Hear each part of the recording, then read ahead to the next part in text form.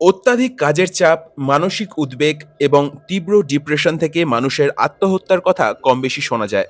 তা বলে রোবট কাজের চাপে সুইসাইড করেছে, এমন কোথাও শুনেছেন কি? তেমনটাই ঘটেছে দক্ষিণ কোরিয়ার গুমি শহরে। সেই খবর ছড়িয়ে পড়েছে সোশ্যাল মিডিয়ায়। বিশ্বজুড়ে বিভিন্ন পত্রিকার শিরোনামে উঠে এসেছে এই খবর। গুমি সিটি কাউন্সিলে প্রশাসনিক কাজে নিয়োজিত এক রোবট আত্মহত্যা করেছে।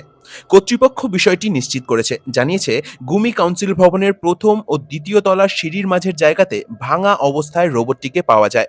প্রত্যক্ষদর্শীদের দাবি, ঘটনা ঘটার আগে রোবটটি সিঁড়ির কাছে খুব ব্যস্ত হয়ে কিছু একটা খুঁজছিল। এরপরেই আত্মহত্যা করে রোবটটি। ঘটনাটির কারণ এখনো জানা যায়নি। নাগরিকদের বিভিন্ন তথ্য দেওয়া, কাগজপত্র আনা নেওয়ার কাজ করত রোবটটি।